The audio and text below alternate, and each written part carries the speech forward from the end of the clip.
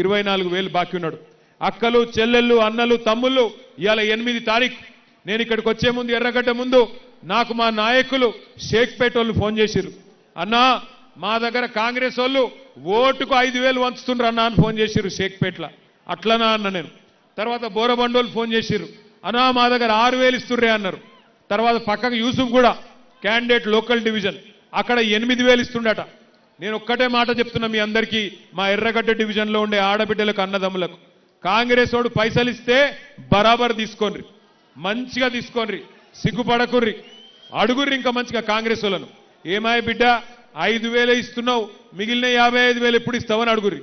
అగో ఏం బాకీ అక్క అంటాడు. ఏం బాకీ అంటే అడుగుర్రి.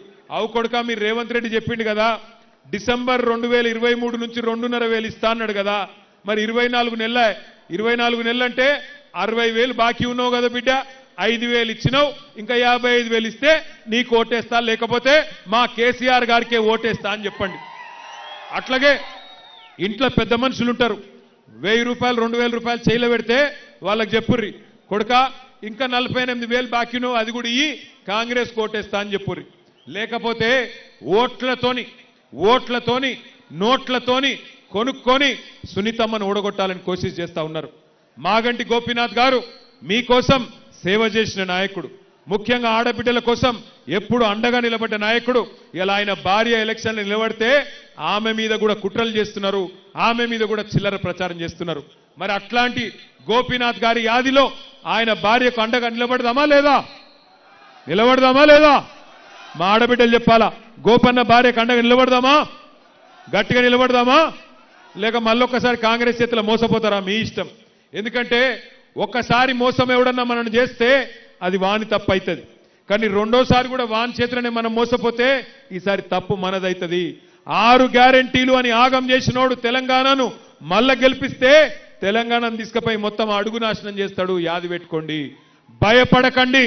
కొంతమంది ఆకు రౌడీలు గూండాగాళ్ళు ఓటేయకపోతే ఏమో చేస్తామంటున్నారట. వాళ్ళకు నేను ఒక్కటే చెప్తున్నా, 14 తారీఖు తర్వాత మొత్తం తెలంగాణ రాష్ట్రంలో కొత్త తుఫాన్ వస్తుంది. టీఆర్ఎస్ ప్రభుత్వం తొందరలో 500 రోజుల్లో రాబోతున్నది. కొంతమంది పోలీసు వాళ్ళు కూడా నకరాలు ఎక్కువ చేస్తున్నారు. ఆ పోలీసు వాళ్ళకు కూడా నేను చెప్తున్నా, ఒక్కొక్కని పేరు రాసి పెట్టుకుంటాం. ఏ పోలీసోడైతే నకరాలు చేస్తుండో ఈ 2-3 రోజులు ఎక్కువ తక్కువ తోకలాడిస్తే తోక కట్ చేసే బాధ్యత నాది, ఖచ్చితంగా చూసుకుంటాం.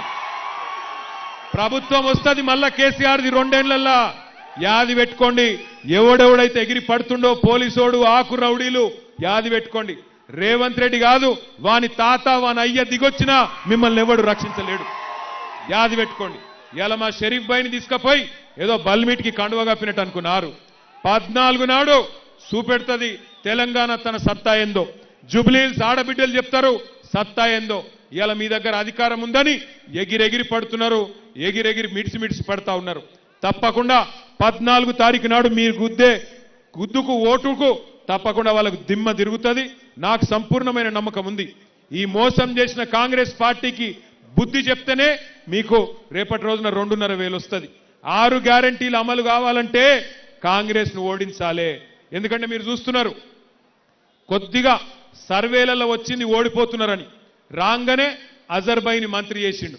సర్వేలలో ఓడిపోతుండ అనగానే ఉరుక్కుంటూ సినిమా కార్మికుల దగ్గర ఉరికిండు. ఇక సర్వేలలో కిద్దిగా డౌన్ అయింది అనగానే ఇలా ముఖ్యమంత్రి గల్లి తిరుగుతున్నాడు, మొత్తం మంత్రులు గల్లి తిరుగుతున్నారు. నేను అందుకే అంటున్నా, ఓడిపోతామన్న భయంకే గిన్ని పనులు చేసినోడు కడుపులకెళ్ళి గట్టిగా గుద్ది ఓడగొడితే సచ్చుకుంటూ 6 గ్యారెంటీలు ఇస్తాడా ఇయ్యడా? అందుకే అంటున్నా నేను, కాంగ్రెస్ ను ఓడగొడితేనే మహిళలకు 2,500 వస్తుంది, కాంగ్రెస్ ను ఓడగొడితేనే పెద్ద మనుషులకు 4,000 రూపాయలు వస్తుంది, కాంగ్రెస్ ను ఓడగొడితేనే తులం బంగారం వస్తుంది. లేకపోతే రేవంత్ రెడ్డి ఏమంటాడు, నేను ఏమి ఇయ్యలేదు, ఇయ్యకపోయినా నాకే గుద్దుతుండ్రు ఎందుకు ఇయ్యాలి అంటాడు. నేనేమి ఇయ్యకపోయినా నాకే గుద్దుతున్నారు ఎందుకు ఇయ్యాలి అని అడుగుతాడా అడగడా? నేను బాగా చేస్తున్నా, మంచిగా మోసం చేసినా మళ్ళా నాకే గుద్దిను, వీళ్ళంతా అమాయకులు ఉన్నారు కాబట్టి ఏం కాదు ఓటేయకపోయినా అనుకుంటాడు.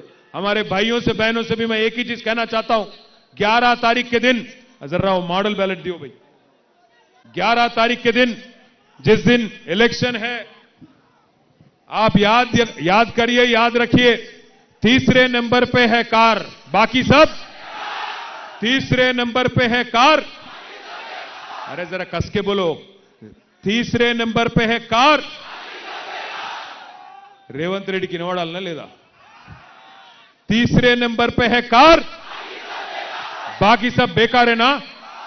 तीसरे नंबर మూడో స్థానంలో ఉన్నది కారు. ఇక్కడ నేను రాంగ ఒక పంతులు కలిసిండు. ఆ పంతులు ఎర్రగడ్డ పోతున్నా అంటే ఒక కంపల్సరీ చెప్పమన్నాడు ఒక మాట. మూడో నంబర్ల కారు ఉన్నది మొదటి బ్యాలెట్ల.